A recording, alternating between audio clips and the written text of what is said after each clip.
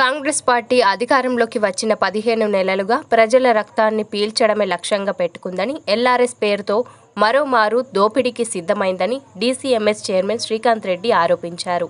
జగిత్యాల జిల్లా ధర్మపురి పట్టణంలోని మున్సిపల్ కార్యాలయం ఎదుట బైఠాయించి ఎల్ఆర్ఎస్ స్కీమ్పై కాంగ్రెస్ ప్రభుత్వం మాట మార్చడం పట్ల నిరసన కార్యక్రమం చేపట్టారు. పోలీసులు మున్సిపల్ కార్యాలయంకు చేరుకొని బీఆర్ఎస్ నాయకుల ఆందోళనను విరమింపజేశారు. డిమాండ్లతో కూడిన వినతి పత్రాన్ని మున్సిపల్ అధికారులకు అందజేశారు.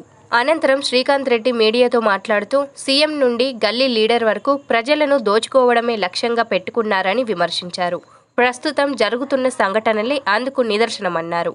10 ఏళ్ల బీఆర్ఎస్ పాలనలో ప్రశాంతంగా ఉన్న ప్రజలు నేడు కాంగ్రెస్ పాలనపై అసంతృప్తితో ఉన్నారని మండిపడ్డారు.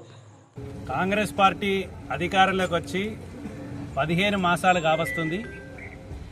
15 మాసాల నుంచి ప్రజల రక్తం పీల్చుకునేటువంటి పనిలో ఇవాళ కాంగ్రెస్ పార్టీ నాయకులు ఉన్నారు. ముఖ్యమంత్రి మొదలుకొని ఎమ్మెల్యేల వరకు కాంగ్రెస్ పార్టీ గల్లీ లీడర్ వరకు కూడా ప్రజల రక్తం ఎట్లా దోచుకోవాలి అన్నటువంటి ప్రయత్నంలో మాత్రమే ఉన్నారు.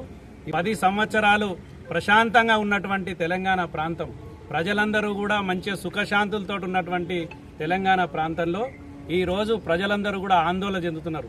ఇవాళలో ఈ మున్సిపాలిటీ పరిధిలో చూసుకున్నట్టుంటే దాదాపు నాకు తెలిసి ఇక్కడ ఉన్నటువంటి వాళ్ళ యొక్క 50 నుంచి 100 కోట్ల రూపాయలు మా ధర్మపురి ప్రజలై మీరు దోపిడీ చేసేటువంటి పరిస్థితి ఎల్ఆర్ఎస్ తోటి ఉన్నది.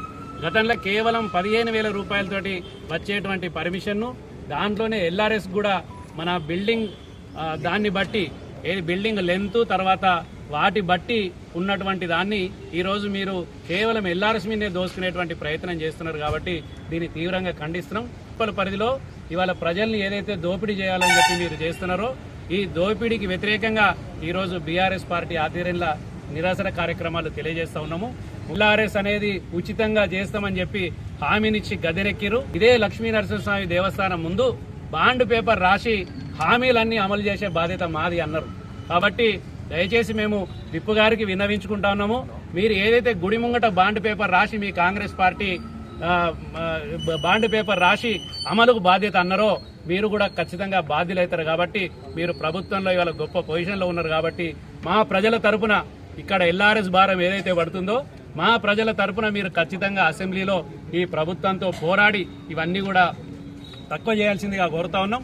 అదేవిధంగా మా ప్రధానమైనటువంటి డిమాండ్ మీరు ఏదైతే ఆ రోజు చెప్పిరో ఎల్ఆర్ఎస్ ఉచితంగా చేస్తామని చెప్పి ఇవాళ ఖచ్చితంగా కూడా ఎల్ఆర్ఎస్ ఉచితం చేసి ఇక్కడ కట్టుకునేటువంటి ఇండ్లు కట్టుకునేటువంటి పేదలు మధ్యతరగతి వాళ్ళందరినీ కూడా వారికి భారం పడకుండా చూడాల్సినటువంటి బాధ్యత కూడా మీ మీదే ఉందని చెప్పి తెలియజేసుకుంటూ 15 నెలల నుంచి ప్రజలు అనేక అవస్థలు పడతారు. కనీసం ఇప్పటికైనా మీరు మీ హనీమూన్ పీరియడ్ అంతా కంప్లీట్ అయింది. ఇంకా 2.5-3 సంవత్సరాలు అయితే మీ ప్రభుత్వం కూడా పోయేటందుకే ఉంది. కాబట్టి ఉన్నంతలో ప్రజల మీద వేస్తున్నటువంటి భారం ఏదైతే తగ్గించాలని చెప్పి తర్వాత ఎల్ఆర్ఎస్ ఉచితంగా చేయాలని చెప్పి ఇలా మా పట్టణంలో ఇండ్లు కట్టుకునేటువంటి ప్రతి ఒక్కరి తరపున ఇవాళ ఈ విప్పు గారికి తర్వాత